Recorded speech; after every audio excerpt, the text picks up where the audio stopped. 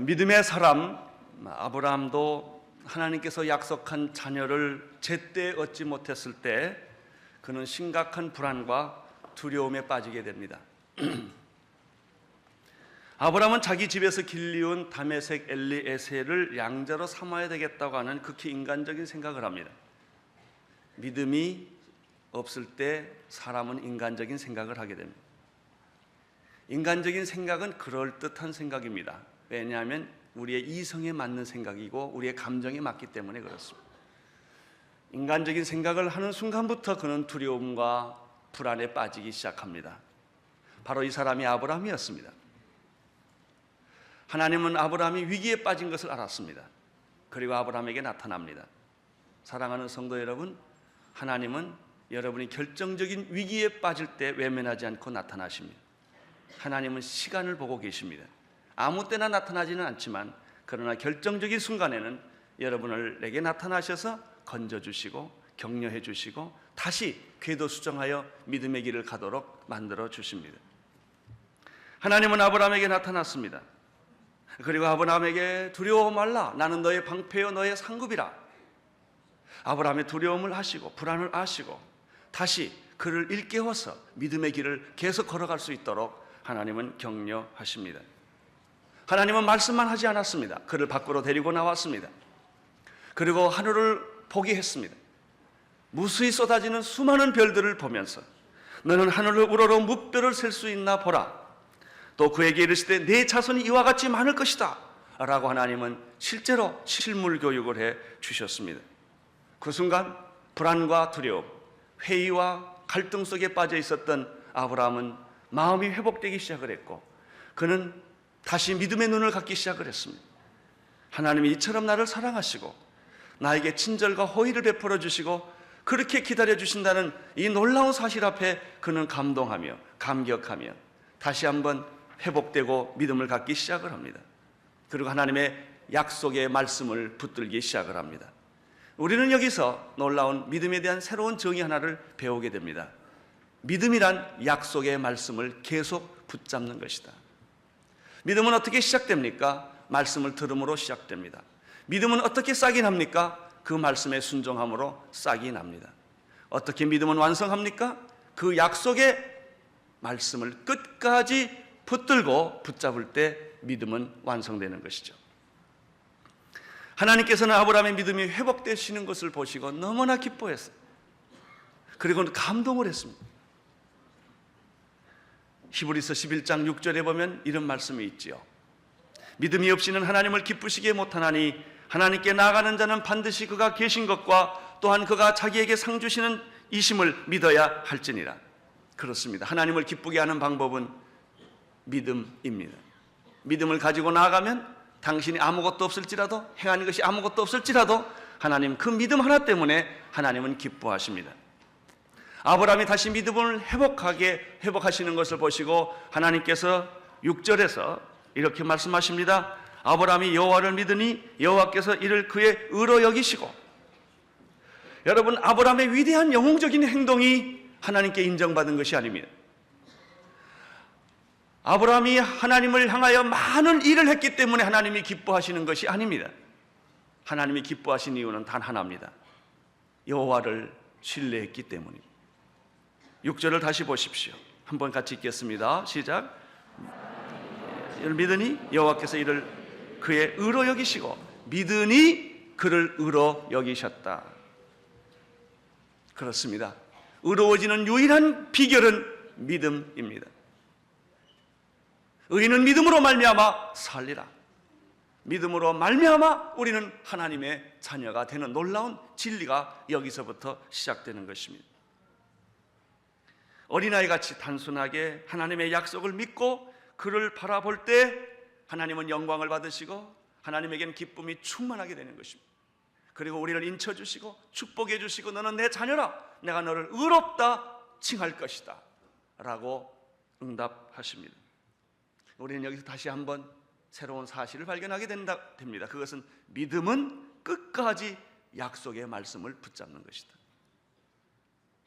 증거가 없고 확증이 없을지라도 하나님의 약속을 믿고 현실에 눈에 보이고 손에 잡히고 귀에 들리고 이런 것이 없다 할지라도 그 약속의 말씀을 끝까지 믿고 나가는 것, 그것이 바로 믿음의 사람입니다.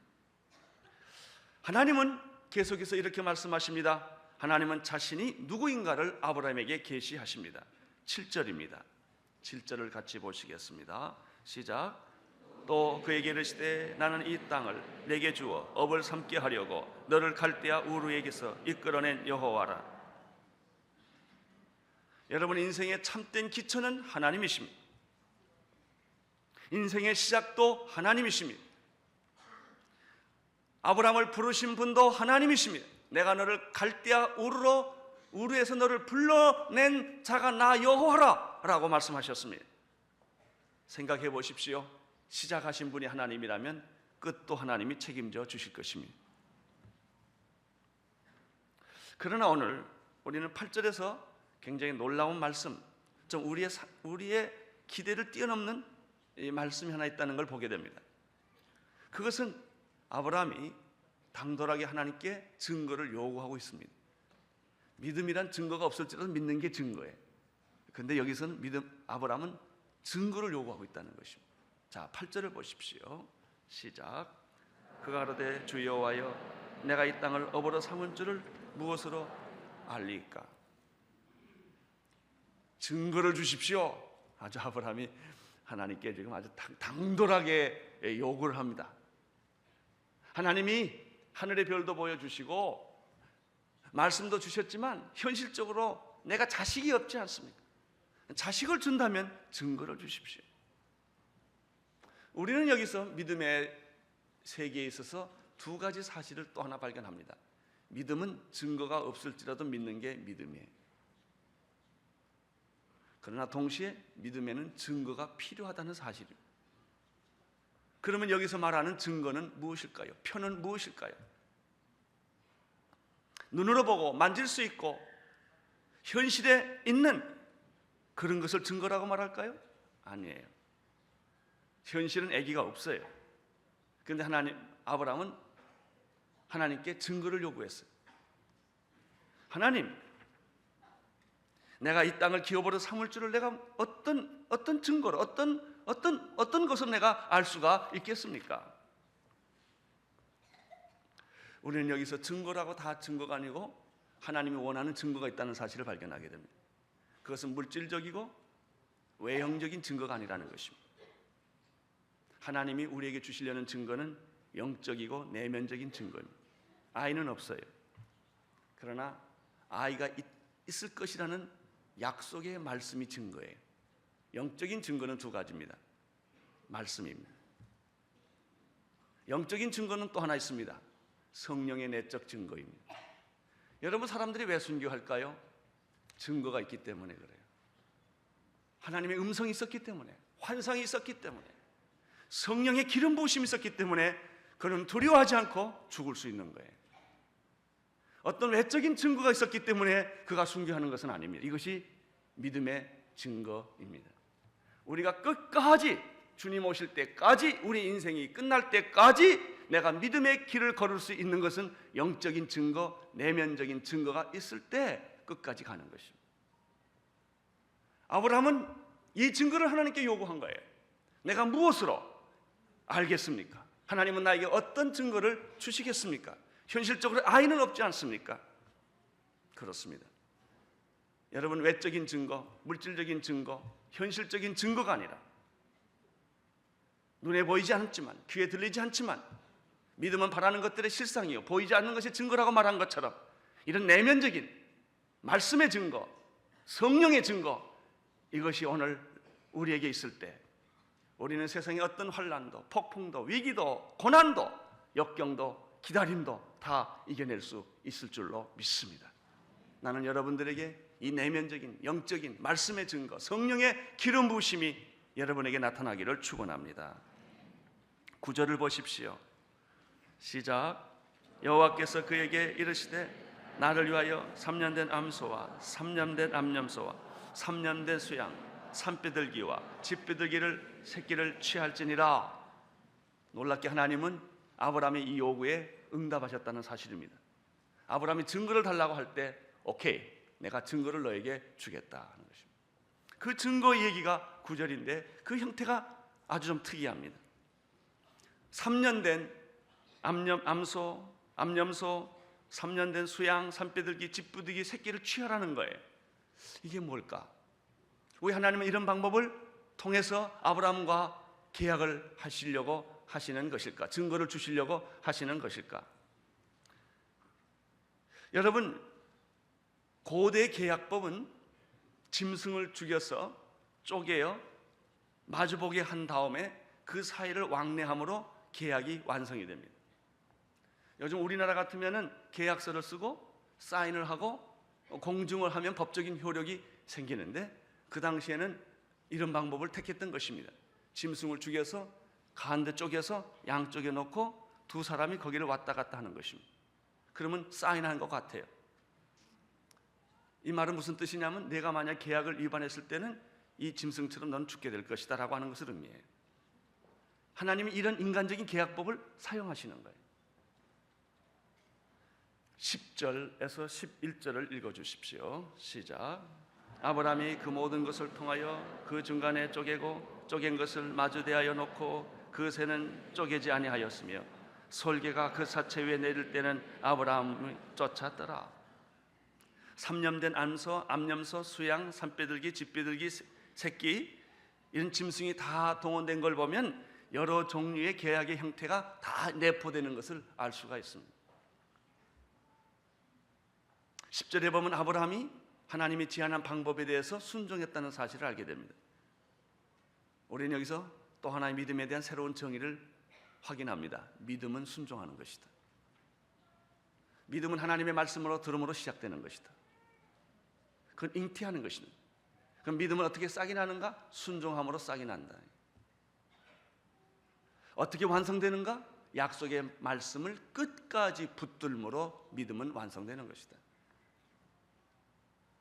아브라함은 그 모든 동물들을 다 취하여 죽여서 시체를, 동물의 시체를 반으로 쪼개서 양 사이에 놓았습니다.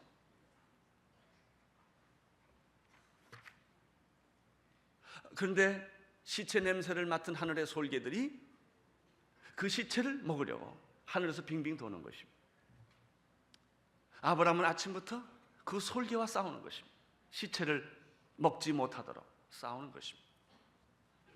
여러분, 왜 하나님께서 이처럼 이런 세상의 계약법을 이용하셔서 아브라함과 계약하려고 하셨을까? 분명한 사실은 이것은 제사가 아니라는 것입니다. 짐승을 잡으면 우리는 제사라고 얼른 생각을 합니다. 레위기의 제사, 1장의 제사는 항상 죽여서 불에 태우는 것입니다. 여기는 불 태우는 게 없어요. 레위기 1장 17절에는 비둘기 새끼 같은 경우는 잡아서 찢어서 제물로 드리는데 여기는 잡아 찢지 않았습니다. 이것은 분명합니다. 제사가 아니라 계약입니다.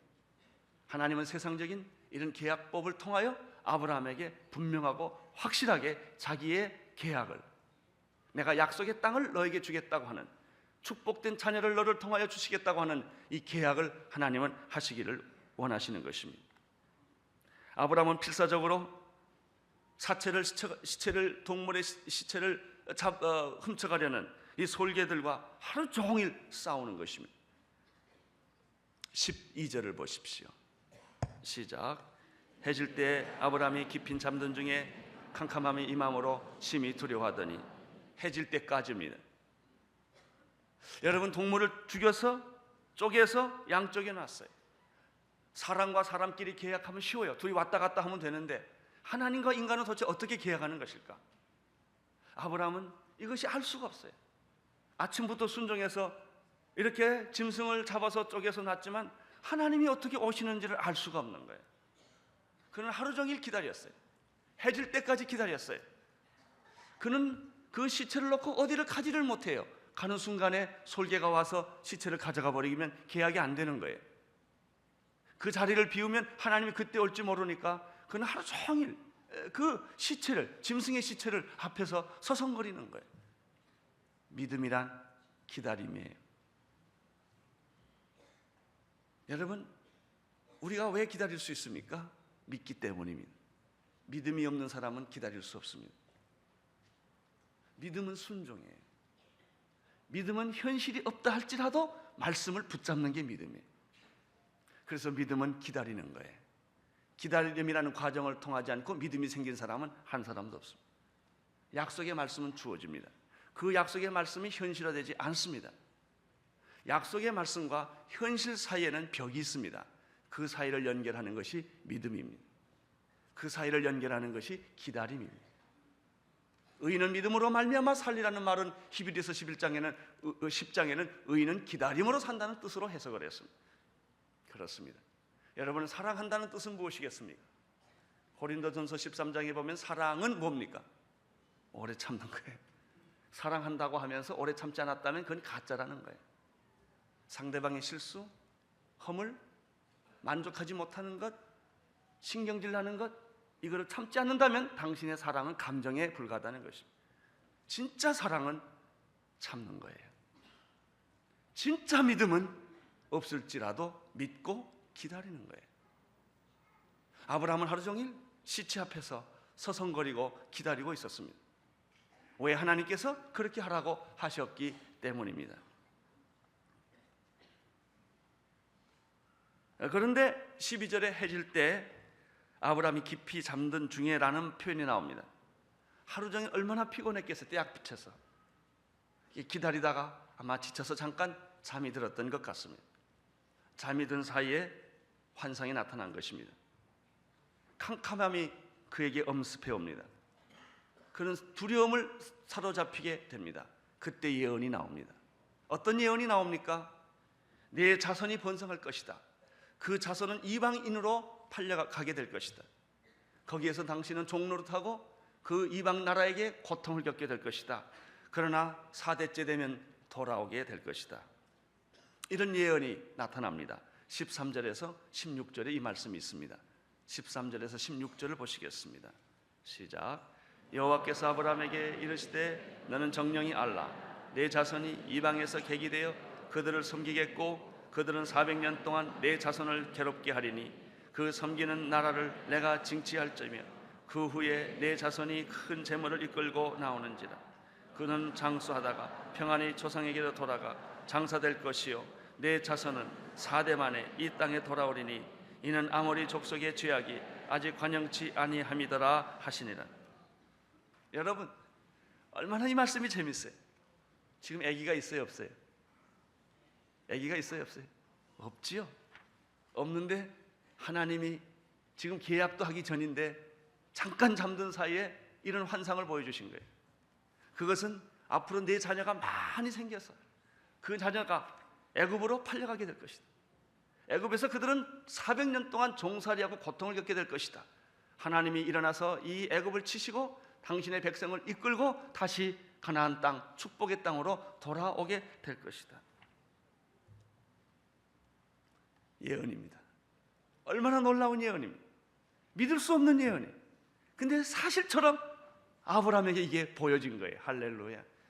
약속의 말씀이 있어요. 현실은 아무것도 없어요. 여기에 나타나는 것이 무엇입니까? 예언이에요. 약속의 말씀과 현실 사이, 아무것도 없는 현실 사이에 나타나는 것이 예언이에요. 우리는 여기서 믿음에 대한 새로운 정의 하나를 또 발견하게 되는 것입니다. 그것은 믿음의 세계에는 하나님의 예언이 나타난다는 것입니다. 진짜 믿음을 가지면 예언이 나타납니다. 하나님을 신뢰하고 하나님의 말씀을 의지하고 하나님을 바라보면 하나님께서 나타나셔서 그에게 일어날 일들을 가르쳐 주시는 거예요. 이게 믿음의 세계에서 나타나는 일입니다. 아브라함이 믿음이 없을 때는 하나님이 그런 일을 안 하죠. 모세가 믿음이 없을 아브라함 믿음이 없을 때는 이런 일을 안 합니다. 그러나 하나님께서 아브라함에게 나타나서 이렇게 말한 적이 있어요. 나의 벗 아브라함에게 무엇을 숨기겠느냐? 소돔과 고모라가 멸망할 것을 아브라함에게 미리 가르쳐 주십니다. 기도를 많이 하는 하나님과 가까운 사람은 하나님의 비밀을 알아요. 앞으로 일어날 일을 알아요. 미래에 생길 일을 알아요. 믿음은 예언을 불러일으킨다. 믿음의 사람은 예언의 말씀을 듣는다. 인간의 이성을 주장하는 사람은 예언의 말씀을 못 듣습니다. 여러분의 미래에 하나님이 어떻게 쓰실 것인가 믿음의 사람들은 느껴요. 목회도 마찬가지입니다. 이 교회가 앞으로 어떻게 갈 것인가 기도하는 사람, 믿음의 사람들은 앞으로 교회가 가야 할 방향에 대해서 하나님이 여러 가지로 가르쳐 주세요. 없지만 그 길을 가는 거예요. 믿음이 없는 사람은 왜 그런 일을 하냐고 따지는 거예요. 본 일이 없으니. 믿음은 예언을 불러일으킨다. 믿음의 사람은 예언의 음성을 듣는다. 여러분, 우리 민족이 어떻게 될 것인가 믿음의 사람들은 느끼는 거예요. 아브라함 마음속에는 이미 자기의 자손들이 애굽에서 종살이 400년 할 것을 미리 다 알았어요. 그걸 보여주셨어요. 나는 여러분들이 통일이 가까우는 이런 환상이 여러분에게 있게 되기를 바랍니다. 우리 민족이 새로워지고 거짓말하고 사기꾼 같고 쓰레기 같은 그런 국민성을 지금 우리가 가지고 있어요. 그런 국민이 정직하고 성실하고 용기가 있고 지혜롭고 모든 세계에 뛰어난 민족으로 변하는 그런 환상, 통일이 되는 그런 환상, 하나님께서 기도해 보십시오. 그런 믿음을 우리에게 주시는 줄로 믿습니다. 여러분의 인생의 미래에 대해서도 하나님은 길을 보여주십니다. 여러분의 자녀에 대해서도 하나님은 예언해 주시고 말씀으로 가르쳐 주시고 갈 길을 보여주시는 거예요. 그래서 좁은 길을 갈 수 있고 고난의 길을 갈 수 있고 억울한 길을 갈 수 있고 위기가 와도 그 길을 우리가 휘지 않고 흔들리지 않고 그냥 그 길을 가는 까닭은 내 안에 말씀의 약속이 있기 때문이요, 예언의 음성이 있었기 때문이요, 하나님의 부르심을 받았기 때문입니다.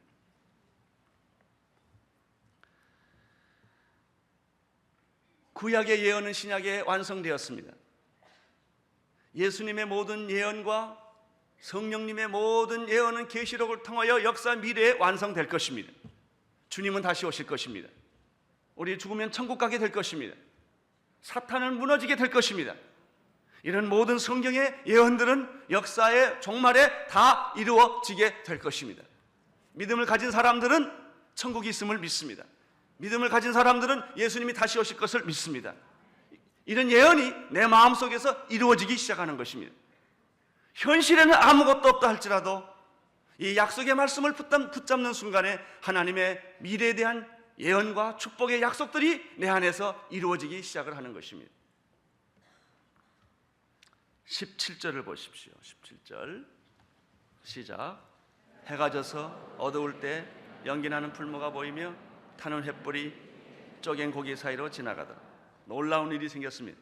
이런 예언이 이런 환상이 아브라함에게 보였습니다.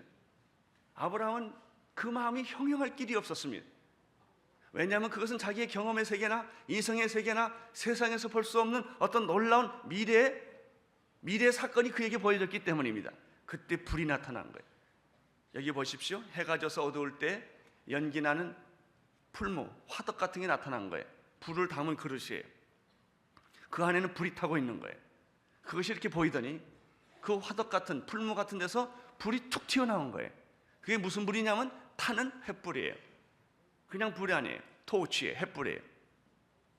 이 횃불이 툭 튀어나오더니 그 불이 움직이는 것입니다.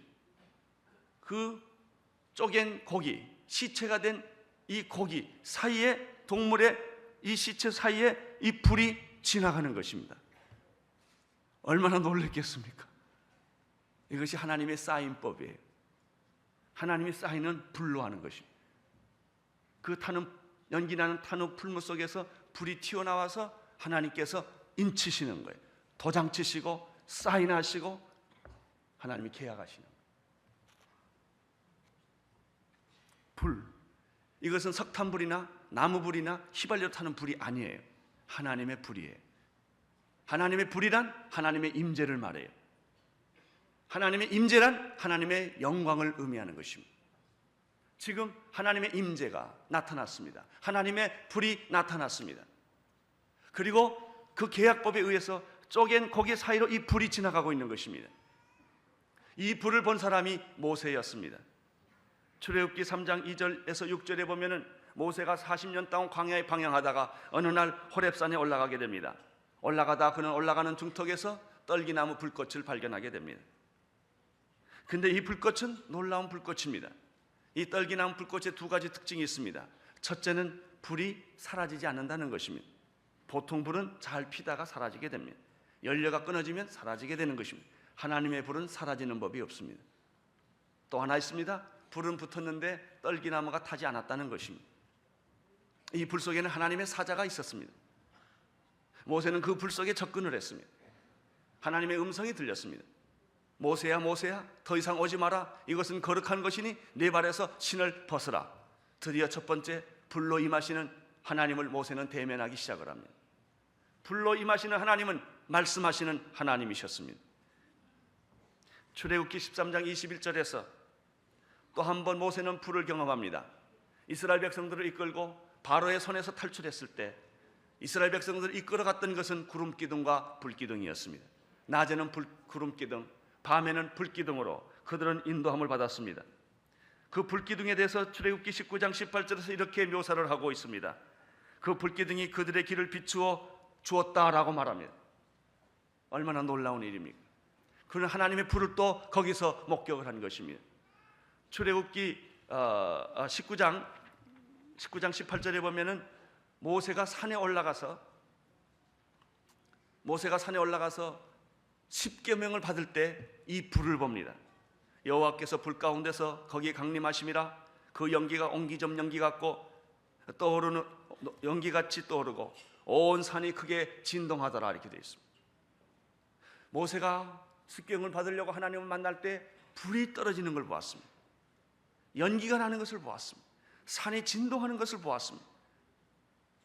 출애굽기 24장에 보면은 모세가 또 십계명 이후에 성막을 받게 되는데 이 성막을 받을 때도 똑같은 표현이 나옵니다. 불이 임하고 연기가 나고 진동하는 일을 그는 이 산에서 경험하게 되는 것입니다. 이 불은 모세에게만 떨어진 것이 아닙니다. 그 불은 솔로몬에게까지 이어집니다. 역대하 7장 1절부터 3절에 보면은 솔로몬이 성전을 다 짓고 난 다음에 봉헌식을 합니다. 봉헌사를 합니다. 봉헌 기도를 합니다. 봉헌 기도를 마치자마자 놀라운 일이 생겼습니다. 역대하 7장 1절에 보면은 솔로몬이 기도를 마치매 불이 하늘에서부터 내려와 그 번제물과 제물들을 사르고 여호와의 영광이 그 전에 가득하니 여호와의 영광이 여호와의 전에 가득하므로 제사장이 그 전에 능히 들어가지 못하였고 이스라엘 모든 자손들이 불이 내리는 것과 여호와의 영광이 전에 있는 것을 보고 박석간 땅에 엎드려 경배하며 여호와께 감사하여 가라사대 선하시도다. 그 인자하심이 영원함시도다. 그들은 그렇게 외쳤다는 기록이 성경에 있습니다. 기도를 마침에 하나님의 전에 불이 내려온 것입니다. 교회의 특징은 불입니다. 예배의 특징은 불에 있습니다. 나는 이 안에 하나님의 불이 임할 줄로 믿습니다. 여러분에게 이 불이 임할 줄로 믿습니다. 불이 없는 것은 예배가 아닙니다. 하나님의 영광과 하나님의 임재가 없는 것은 더 이상 성전이 될 수가 없습니다. 솔로몬이 기도를 마침에 불이 하늘에서 내려왔습니다. 땅에서 오는 것은 불이 아닙니다. 불은 하늘로부터 오는 것입니다. 인간에서부터 오는 것은 불이 아닙니다. 하나님으로부터 오는 것이 불이었던 것입니다. 그 불이 임할 때 태우는 일이 있었습니다. 번제물도 태우고 제단도 태웠습니다. 그 불이 임할 때 하나님의 영광이 같이 왔습니다. 성전에 하나님의 영광이 너무나 가득해서 제사장이 그 집에 들어올 수 없었다고 성경은 증언하고 있습니다. 사람들은 그 불을 눈으로 목격했다고 말했습니다. 이 불이 솔로몬에게 끝난 것이 아닙니다. 그 불은 엘리야로 붙었습니다. 엘리야가 바알 선지자 450명과 갈멜산에서 대결을 했습니다. 누구의 하나님이 진짜 하나님인가? 불로서 응답하는 하나님이 진짜 하나님이다. 그들은 영적 대결을 하기 시작을 했습니다. 바알 선지자는 아침부터 저녁 소재를 지를 때까지 짐승을 잡아놓고 그들은 주문을 외우고 춤을 추고 창으로 자기 몸을 찌르고 피를 내면서 아무리 소리를 지르고 기도를 해봤지만은 거짓신인 우상인 바알은 불로 응답할 수가 없었습니다. 엘리야는 그 다음날 무너진 여호와의 단을 쌓고 12돌을 취하고 거기에 제물을 갖다 놓고 물을 붓고 아침부터 저녁까지 소리 지르지 않았습니다. 그는 조용히 침묵했습니다. 예수 믿는 사람은 떠들지 않습니다. 조용합니다. 시끄럽지 않습니다. 하루 종일 가만히 그는 묵상합니다. 소재 드리는 저녁 때 그는 단 간단한 기도 한 번 합니다. 아브라함의 하나님, 이삭의 하나님, 야곱의 하나님, 여호와여 응답하소서, 내게 응답하소서. 내 백성으로 여호와는, 주 여호와는 하나님이신 것과 주는 저희의 마음을 돌이키시는 것을 알게 하옵소서. 이때 놀라운 일이 생겼습니다. 열왕기상 18장 38절에 보면은 이에 여호와의 불이 내려서 번제물과 나무와 돌과 흙과 흙을 태우고 도랑에 물을 다 흩은지라 모든 백성이 보고 엎드려 바라되 불을 보고 이렇게 말을 했습니다. 여호와 그는 하나님이시로다. 여호와 그는 하나님이시로다. 여러분, 이 불은 엘리야로 끝나지 않았습니다. 그 불은 오순절날 다락방에서 10일 동안 전심으로 기도하고 있었던 제자들에게 이 동일한 불은 역사했던 것입니다. 호련히 하늘로부터 급하고 강한 바람 같은 소리가 있어 저희 앉은 온 집에 가득하며 불의 혀같이 갈라지는 것이 저에게 보여 각 사람 위에 임하여 있더니 저희가 다 성령의 충만함을 받고 성령이 말하게 하심을 따라 다른 방언으로 말하기 시작하느라. 여러분이 오순절에 임했던 이 불은 거기로 끝나지 않았습니다. 그 불은 여러분의 마음에서 불타고 있는 것입니다. 예수 그리스도를 전하는 곳곳마다 이 성령의 불은 횃불처럼 타는 불처럼 지금도 그 불은 영원히 움직이고 있는 것입니다. 불로서 응답하시는 하나님. 아브라함은 타는 횃불을 목격하고 하나님이 하시는 계약의 신비스러운 방법을 지켜보고 있었습니다. 아브라함의 믿음에는 불의 인치심이 있다. 믿음에는 예언이 있다. 믿음은 불을 만난다는 것입니다. 하나님의 불을 경험하는 것입니다. 이 하나님의 불을 경험할 때 믿음의 능력이라고 하는 것은 적극적 사고방식의 능력이 아니라 바로 이 불의 능력인 것입니다. 말씀의 능력인 것입니다. 하나님의 능력이 그 믿음을 통하여 그 사람에게 나타나는 것을 보게 됩니다. 18절을 보십시오. 시작. 그날에 여호와께서 아브라함과 더불어 언약을 세워 가라사대 내가 이 땅을 애굽 강에서부터 그 큰 강 유브라데까지 내 자손에게 주노니. 계약을 하는 걸 보면 계약하고 사인을 합니다. 근데 계약에서 아주 중요한 게 있어요. 내용만큼 중요한 게 있어요. 날짜예요. 날짜를 안 쓰면 그 계약은 의미가 없어요. 여기 보면 18절에 그날에라는 말이 나와요. 그날. 하나님이 어떤 한 날에 여호와께서 아브라함과 더불어 계약을 하셨어요. 아브라함은 시체를 쪼개놨어요. 하나님은 불을 보내주셨어요. 계약은 이루어진 거예요. 계약할 때까지는 자유입니다. 계약하고 나서는 후회한들 소용이 없어요. 그건 반드시 지켜야 돼요. 하나님은 여러분을 사랑하기로 결정하셨습니다. 자기 아들을 보내시기로 결정하셨습니다. 하나님은 여러분을 포기하지 않습니다. 아기를 낳을 수 있느냐 없느냐는 하나님에게 중요하지 않아요. 임신 가능하냐 가능하지 않느냐, 불가능하냐 불가능하지 않느냐, 이런 것은 하나님에게 중요하지 않습니다. 하나님에게는 불가능이 없으시기 때문입니다. 죽은 자를 살리시고 없는 것을 있는 것 같이 부르시기 때문에, 안 되는 것을 되게 하시고 막힌 문을 여시는 분이시기 때문에 그런 것은 중요하지 않아요. 사람은 가능하냐 불가능하냐가 중요하지만 하나님은 가능하냐 불가능하냐가 중요하지 않아요. 하나님은 약속이 중요해요. 우리 하나님은 신실하십니다. 우리 하나님은 과장이 없으십니다. 약속하신 것은 반드시 이루시는 것입니다. 하나님은 아브라함과 계약을 했습니다. 이 땅을 내가 너의 자손들에게 주겠다고 불의 계약을 하신 것입니다. 하나님이 여러분을 사랑하신 것이 바로 이 계약의 근거에서 하나님은 여러분을 사랑하시는 것입니다. 하나님은 여러분 포기하지 않습니다. 하나님은 여러분을 사랑하십니다. 구원하기를 원하십니다. 독생자를 보내셨던 것입니다. 하나님이 힘들다고 포기하지 않습니다. 귀찮다고 포기하지 않습니다. 반드시 여러분을 구원할 줄로 믿습니다. 하나님은 자기 백성을 찾으십니다. 그날에 여호와께서 아브라함으로 더불어 언약을 세워 가라사대. 계약의 내용은 무엇입니까? 내가 이 땅을 애굽 강에서부터 그 큰 강 유브라데까지 누구에게 주겠다? 내 자손에게 주겠다. 자, 현실로 돌아옵시다. 애기 있습니까? 없어요. 이것이 믿음의 세계입니다. 이게 믿음의 진실입니다. 아브라함은 사실 때부터 15년을 더 기다려야 합니다. 지금이 10년 되던 때는 앞으로 15년을 어떻게 더 기다릴 수가 있을까? 이것이 믿음의 전부입니다. 여러분, 믿었다고 만사형통 되지 않아요. 기적이 당장 떨어지지 않아요. 그러나 우리가 붙잡을 것은 약속의 말씀입니다. 아브라함이 받은 게 뭔지 아세요? 막벨라 굴 하나밖에 없어요. 그가 현실에서 소유한 것은 그 하나밖에 없어요. 그러면 그것으로 그의 인생은 끝났는가? 아니에요. 아브라함과 다윗의 자손 예수 그리스도의 세계라. 아브라함의 자손 가운데 예수가 태어나요. 예수 그리스도로 말미암아 모든 민족이 하나님의 백성으로 축복을 받게 되는 것이죠.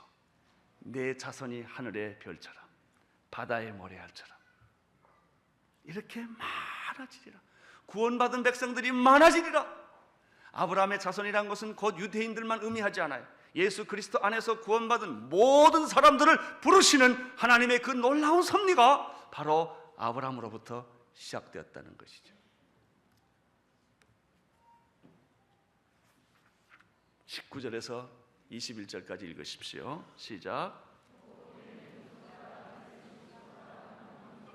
헷 족속과 브릿 족속과 르바 족속과 아모리 족속과 가나안 족속과 기르가스 족속과 여부수 족속의 땅이니라. 하나님이 이 땅을 지정해 이 땅이다. 그런데 이 말씀에 또 하나 해석할 일이 있어요. 이 땅이 새 땅이 아니고 묵은 땅이라는 거예요. 아니, 하나님 주시려면 좀 새 걸 주시지. 남이 안 쓴 거, 남이 살지 않는 거, 이런 땅을 쓰시지. 이미 기존에 수많은 족속들이 이미 오랫동안 살아왔던 그 묵은 땅을 주실 게 뭐냐 이거예요. 하나님은 새 땅을 안 주시고 묵은 땅을 주시고, 그게 약속의 땅이에요. 축복의 땅이라는 것입니다. 그 이유가 무엇일까요? 그 묵은 땅을 기경하라는 것입니다. 그 묵은 땅에 있는 모든 이방 족속들 다 몰아내고 하나님의 나라를 이루는 천국을 만들라는 것이죠. 여러분, 우리는 새 사람이 아니에요. 우리는 이미 죄악으로 물들어진 더럽혀진 사람들. 하나님은 여러분 안에 들어가서 여러분을 새 사람으로 만들기를 원하세요. 묵은 땅을 다 기경해서 새 땅을 만들고 약속의 땅, 축복의 땅, 젖과 꿀이 흐르는 땅을 만들듯이 하나님은 여러분 안에서 새로운 역사를 이루시기를 원하십니다. 누구든지 그리스도 안에 있으면 새로운 피조물이라.